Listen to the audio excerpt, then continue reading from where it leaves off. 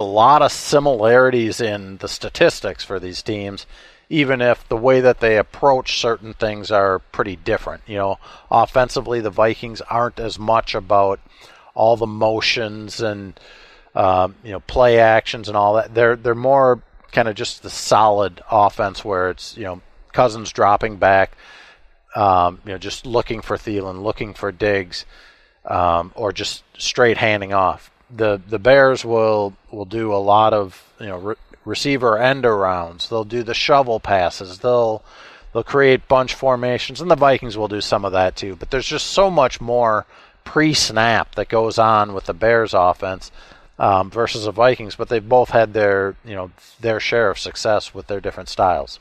Let's take a look at the playoff picture. Let's do picks. Let's do some final thoughts with Scott Dayton. Again, we're live at Twill in the Edina Galleria. Just like it sounds, TWILL.com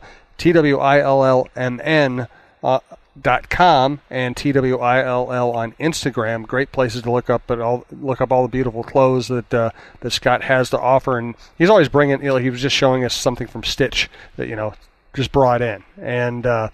And there's always something new, something that surprises me when I come in. And there's also fun stuff, great stuff for gifts, especially this time of the year. There's golf-related stuff. There's really cool luggage, really, stuff that fold. What was the one, Scott, you showed me? It was a duffel bag. It was something. Oh, it was a garment bag that folds into a duffel bag. Yeah, the ultimate garment bag by Stitch. I think I would be getting one of those soon. And Russo was impressed by that, too. Let's do the playoff picture. Then final thoughts with Scott Dayton. All right, so you've got right now, last weekend I thought was pretty interesting because the Eagles, 4-5, they're now in 11th place in the NFC playoffs. Amazing? It is amazing for the team that won the Super Bowl. The Panthers, 6-3, they're in 5th place. Seahawks, 4-5, 9th place. All those teams lost. So, you kind of go, oh, that might help the Vikings. And it was almost an even split of games this past weekend that helped the Vikings in their playoff standings and those that hurt. The Rams, 9-1, first place, and Saints 8-1, second place. They're starting to run away with it, looking like they're going to be the number 1 and 2 seeds, which means if the Vikings do make the playoffs, they're probably going to have to go on the road at least for the NFC Championship game. They've got to kind of be just concerned about themselves and what they can do in the division right now because, the Bears at 6-3, they got to take care of business there. The Redskins 6-3, they're 4th in the NFC. So right now the Vikings are 6th in the NFC. They're just kind of hanging on to that last spot. Now there's 7 games and a lot's going to happen in that last 7 games, but there are a lot of teams that are really close to the Vikings record right now where if they don't win the NFC North, they're putting their playoff hopes kind of out in the air there for anything to happen. Absolutely. Let's thank Tony Hoaglund, your State Farm agent in Champlin, Hoaglund. He handles my insurance. He handles Michael Russo's insurance, and he's all over the network, sponsoring multiple shows and also appearing frequently as a guest host on the Minnesota Sports Fan podcast. Hey, Minnesota sports fans. This is your local State Farm agent, Tony Hoaglund. I need you all to ask yourselves this question. If you're in an at-fault car accident and you are sued for $700,000, how much of that $700,000 will my current insurance company pay? If you are unsure or can't answer all $700,000, you need to give us a call. State Farm has been number 1 in car insurance since World War II and number 1 in homeowners insurance since 1964. For a no-obligation review of your current policies, call us at 763-421-4900 or check out our website at www.champlininsurance.com. All right, let's do a round of picks, including Scott. Do you want to go first, Scott? Or would you like Tim to go first? For Vikings Bears? Yeah.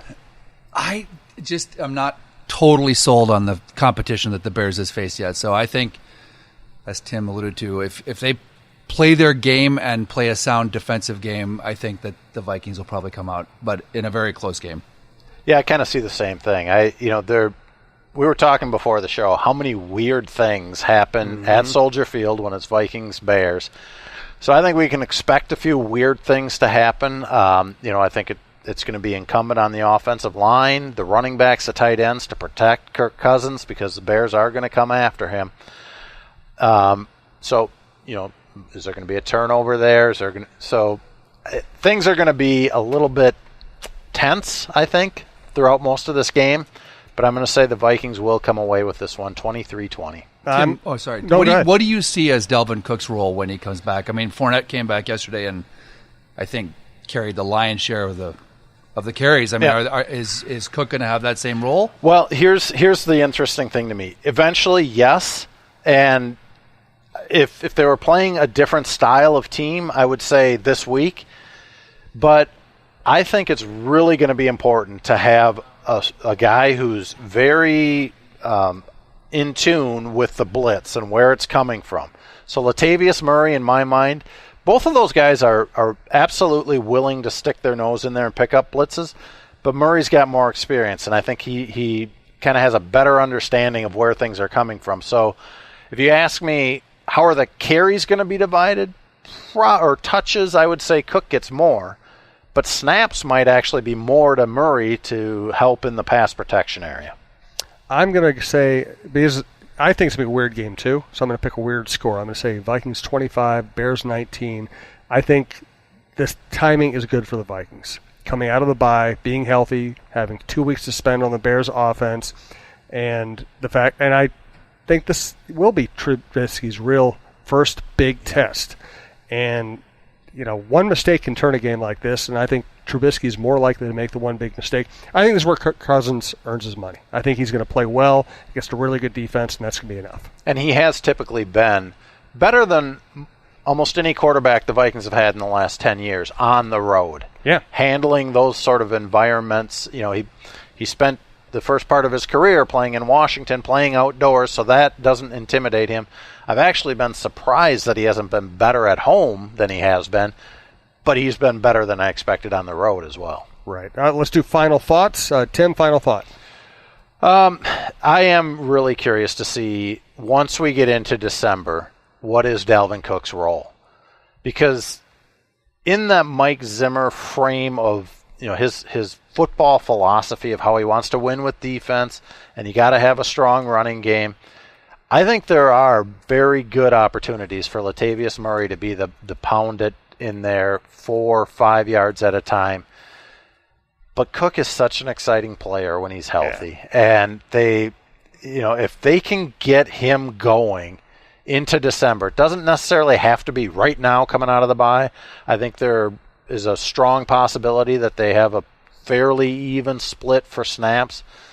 But when it counts, when they need to come up with a high-scoring game and match other teams that might be scoring well against Zimmer's defense, I think you got to have Cook in there. So I'm really interested to see how things happen as we start to get closer to the playoffs and that playoff push in December, what Cook's role is and how effective he is. Scott, final thought on either your shop or just life as a Viking fan? I think it's going to be an exciting finish to the season. I think the NFC is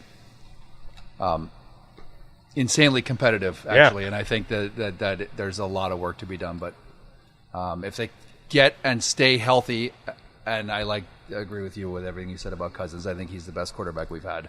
Yep. Who knows what's going to happen. But I thank you guys for being here today. No, it's always thank you, fun Scott. to have you. Appreciate the hospitality. And welcome, Tim, for the first time to the store. Yeah, so, thank you.